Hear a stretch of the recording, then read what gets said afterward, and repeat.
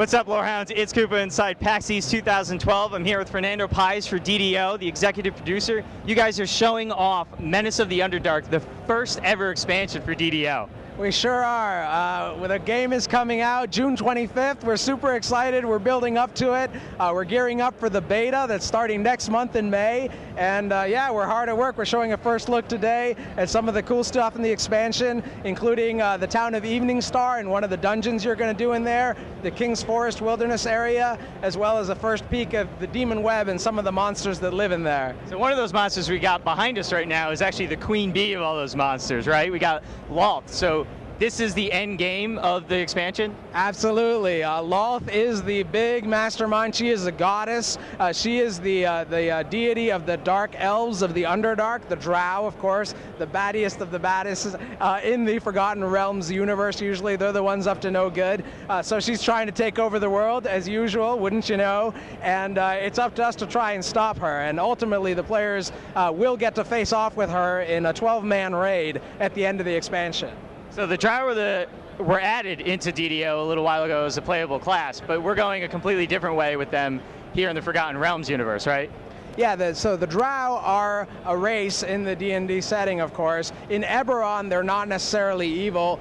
In fact, they don't necessarily live underground or things like that. The Drow of the Underdark and the Forgotten Realms are a very different thing. We're going to an all-new setting with Forgotten Realms, and so a lot of things are different.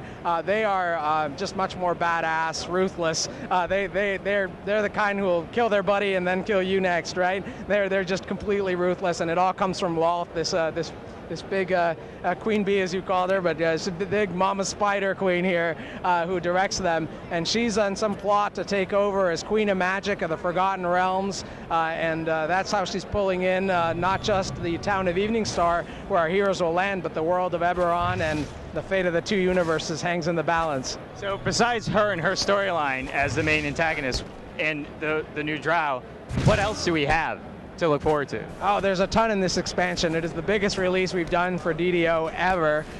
We have tons of new monsters. We have a new class in the Druid. We have a level cap increase to 25. We're going into epic levels for the first time, which means we're introducing a whole new leveling system beyond level 20. From level 21 to 25, you'll advance in a new system called Epic Destinies, which is really cool. The game is already one of the best, if not the best, for unique character customization when it comes to stats and making a unique build that really has a role to play in different parties or the way that you like to play the game. And this is just going to make it that much stronger, because you can take your fighter or your sorcerer or your bard and layer on a whole new epic destiny on top that's going to be unique to how you play that character, and you can unlock more of them the more you play. It's going to be a really cool system for the end game.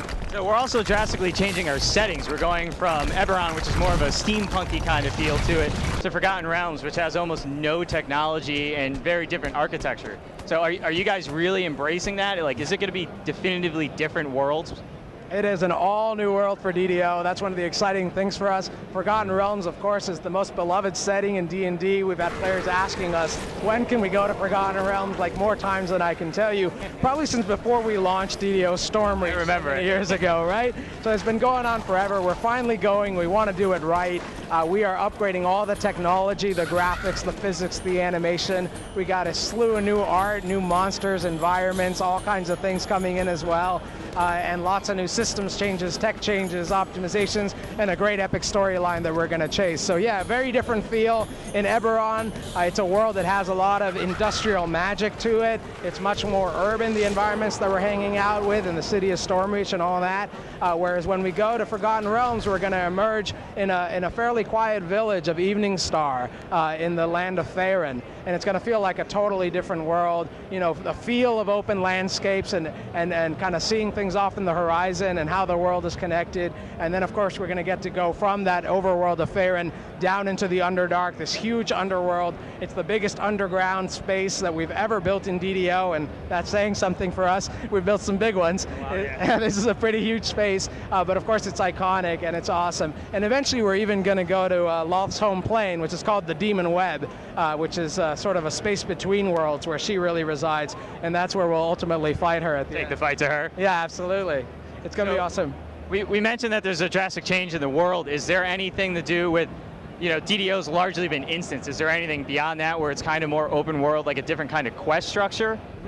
We stopped short of making the world a full open world, but what we did is, again, built it in a way where you can see off in the distance the places that you're going to, and you can walk from place to place. So after we do the expansion, one of the cool things is it's a whole new campaign for us. It's a world to explore and expand and tell new stories in, and a bunch of new lore you can grab. All kinds of stuff we can grab and call it from the classic lore as well. I mean, you think of all of these classic stories and novels and things like that. We'll have access to a lot of that stuff for future expansions and updates and things like that. So that's really exciting for us. Right after Menace of the Underdark, we start in on a slew of live updates that are going to expand the world and grow out different parts of the overworld in Faerun or the Underdark or things like that.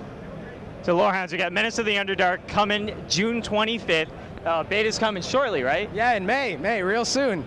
So we're going to have a lot more coverage because it's a huge game, the first ever expansion. We're going to go to the Druid class, questing, the whole shebang. So let's head over to the booth and take a look. Sounds great. Thanks.